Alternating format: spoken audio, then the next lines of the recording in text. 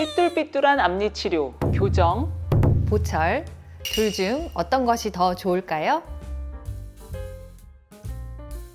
안녕하세요. 연세선의고운치과 윤유정. 신문영 원장입니다. 삐뚤삐뚤한 앞니, 미적인 문제뿐 아니라 발음이나 씹는 기능에도 영향을 미칠 수 있습니다. 그렇다면 이런 삐뚤어진 앞니를 치료할 때 교정 치료와 보철 치료 중 어떤 방법이 더 좋을까요? 이번 영상을 통해 고민 해결 방법을 찾아보시기 바랍니다.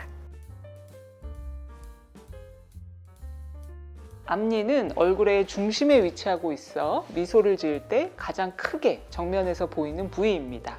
그래서 사람의 첫인상을 결정하는 데 있어 큰 역할을 하죠. 앞니는 미적인 역할뿐 아니라 발음과 씹기에서도 매우 중요합니다. 앞니는 식사를 할 때 끊어먹고 베어먹는 기능을 할 뿐만 아니라 어금니가 불필요하게 닿지 않도록 가이드하는 중요한 역할을 한답니다.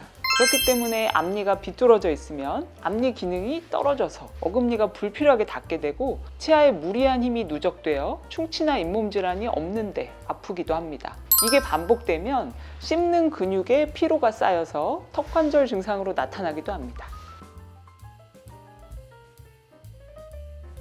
비뚤어서 보기 싫은 앞니 치료는 단연 교정이죠. 치아 위치가 잘못되어 생긴 문제이기 때문에 치아를 올바로 배열하여 해결하는 것이 근본적인 해결이라고 봅니다. 하지만 교정은 시간도 오래 걸리고 앞니에 보기 싫게 장치를 붙여야 하는데 사회생활하는 성인들에게는 사실 좀 부담입니다. 이럴 때는 보철도 좋은 방법입니다. 교정 장치를 붙이고 오래 걸린다는 게 부담인 것 인정합니다. 하지만 그렇다 하더라도 치아를 삭제하지 않고 배열한다는 게 교정의 가장 큰 장점 아닐까요? 요즘은 치아 삭제를 많이 하지 않는 방법이 있습니다. 바로 라미네이트인데요. 치아를 거의 삭제하지 않고 해결이 가능하기 때문에 좋은 방법입니다. 그럼 이런 케이스는 어떨까요? 이렇게 심하게 삐뚤어짐은 어금니 쪽부터 자리를 확보해야 하지만 치아를 바르게 펼 수 있습니다.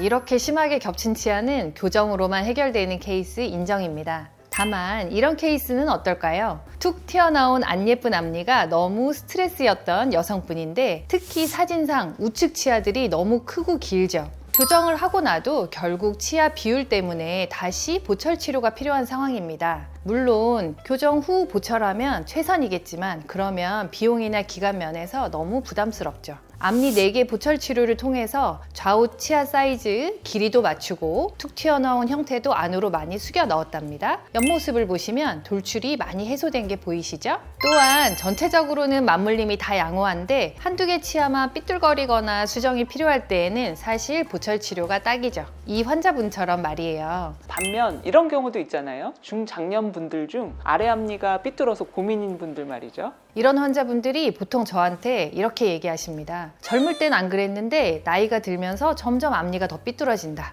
하지만 사실 이런 분들을 보철로 해결하기는 매우 까다롭습니다. 그렇다고 삐뚤어진 앞니 몇 개 치료하자고 전체 교정을 하기도 부담스럽죠. 그래서 이런 분들은 앞니 부분 교정을 통해서 빠르게 6에서 8개월이면 해결이 가능합니다. 앞니가 삐뚤어지는 원인은 다양합니다.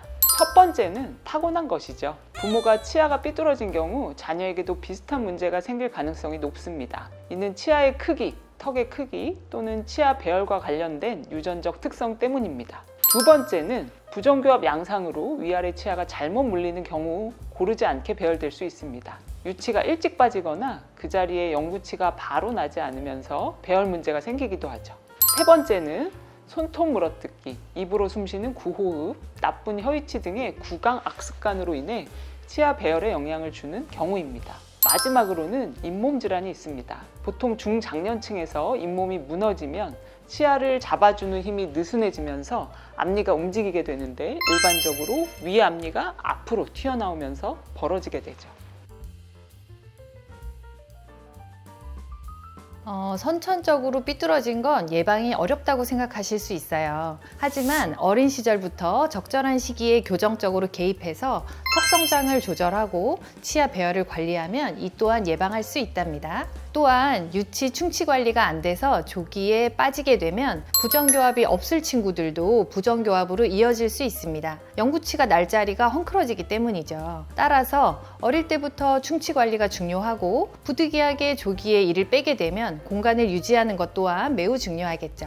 마지막으로는 잇몸 질환인데요. 평소 정기 검진을 통해 잇몸 관리를 하고 잇몸에 급성으로 염증이 생겼을 때에는 치아가 움직이기 전에 빠르게 염증 조절을 하는 것이 중요합니다.